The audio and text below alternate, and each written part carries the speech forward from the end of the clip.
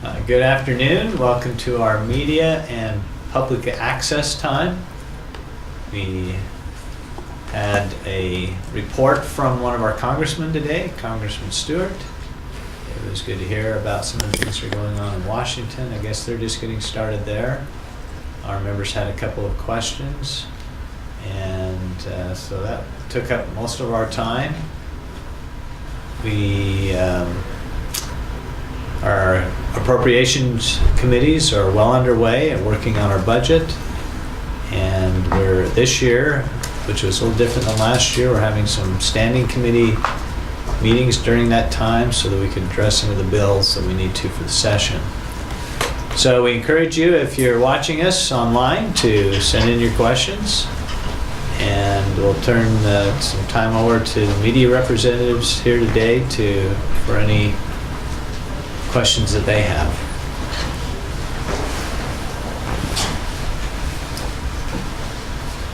I'm told not to step on the wire.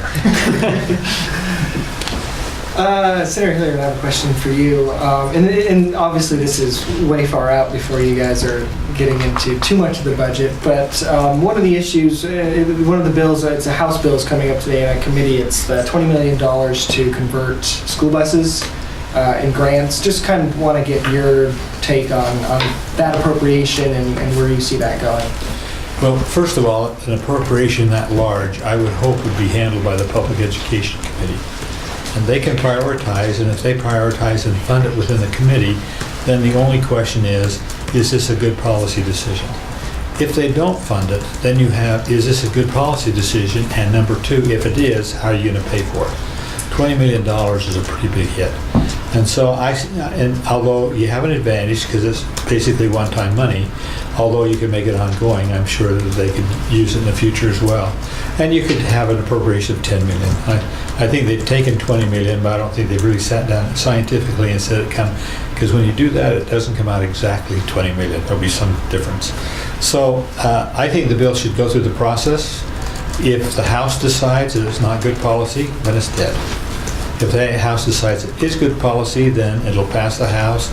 We'll have a chance to look at it. If we decide it's good policy, then when it passes the the Senate, and goes on to the second reading to third, then we would table it on third.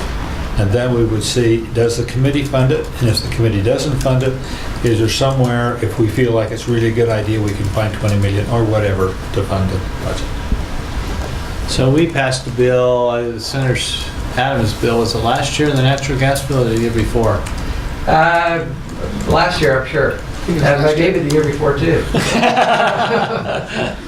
So Versions of it the last couple of years. We addressed that where potentially if we paid a little bit more on our natural gas bills, we could have a revenue stream to convert UTA buses and school buses. And so we've already passed that bill here in the Senate.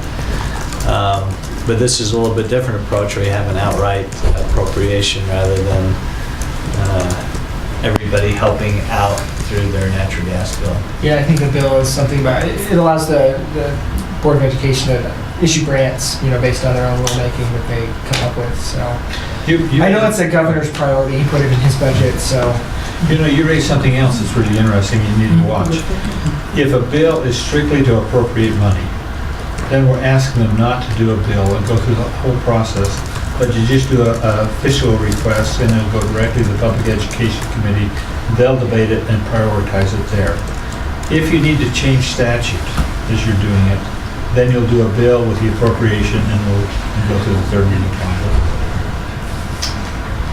Lee, looks like you have a question. What's on schedule for caucus tonight?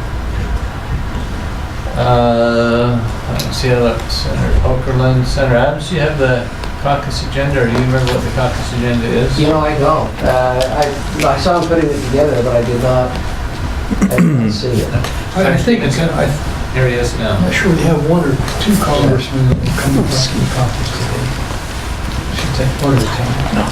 Okay, caucus day. Let me just add, I have to smile because my son Matt is really concerned. So he's got a menu. There's going to be turkey sandwiches, he told me. So that much I know is going to be at the caucus. Yeah, caucus today, we're going to be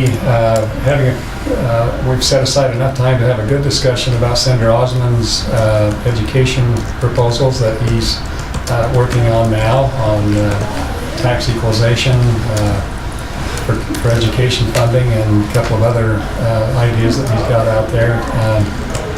He has said that he is not going to be asking for a position from the caucus today. It's going to be informational. We're also going to talk a little bit about our schedule at the end of the session. We have found that too many of our bills end up being moved to the end of the session and don't end up getting 2 committee hearings because everything gets so rushed. We're trying to find a way to be more efficient and make sure that everything gets vetted very well. So we're going to be talking to the caucus a little bit about that. That'll be, again, a pretty lengthy discussion, I think. We're going to have Congressman Stewart coming in. He's going to be talking to us a little bit. I suspect that we'll have a pretty good discussion about some of the issues that he mentioned to us on the floor today. And so those are the main things that we're going to be talking about. So, talk tricky about education and schedule. About that schedules of bills and making sure everything goes through the process, one of the things that was floated during interim, I think even past interim committee, was about extending the session, but not really extending the session, making it 45 working days. Will that come up in this discussion, or would you guys rather figure it out a different way?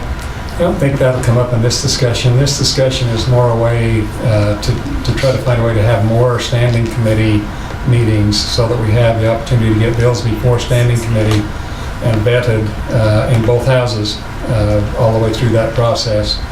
And so we have not as many bills that we end up holding to the end of the session and hurrying through.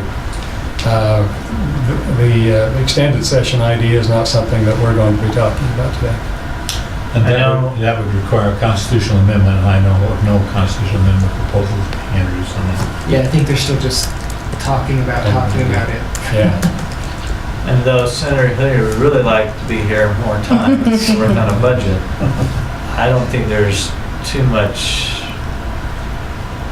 I don't know, there's too much appetite in the Senate to extend the session, and I don't think the public wants it either. Us up here It's passing more dangerous. bills A little bit dangerous. and debating longer. So they're patient with us just in our own current situation. There's another aspect of that that I hadn't thought about until we floated the idea, and that's the fact that there are some people who work jobs who can get off work for 45 days. Yeah, we can. Now, if you went to your employer and said, well, I'm only going to be gone 45 days, but it may be during the next 90 days, that there are less employers who would say, I can give you that kind of freedom. And we need to make sure all people can serve up here and not limit it that way. What about, well, never mind. I have talked personally to some teachers who are upset that they can't serve during the legislature because they're teaching school. I mean, I know we've got some people who work for teachers' unions or sort of administrative positions. I mean, has there ever been a consideration of maybe moving the session in the summer so you could actually have teachers working in the legislature? When we moved the date from the second Monday to the fourth Monday, Senator Money was an advocate of not doing that and saying that 2 more weeks would interfere with the farmers being able to plant the crops.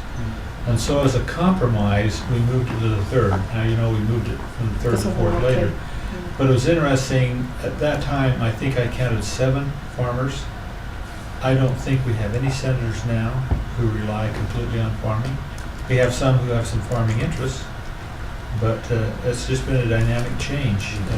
And part of it is reapportionment, because the growth is coming in the Wasatch Front, and therefore some of these rural areas we used to have are no longer something represented. So we can talk about that,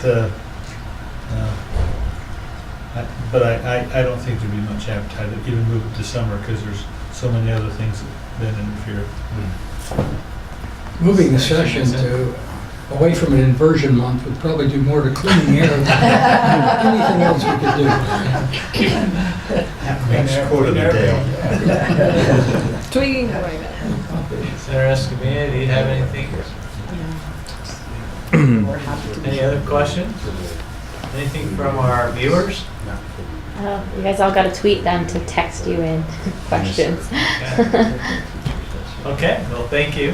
You have to Alice Congressman Bourget. Stewart, you've changed your name. That's right, I did. Mention to him in the back.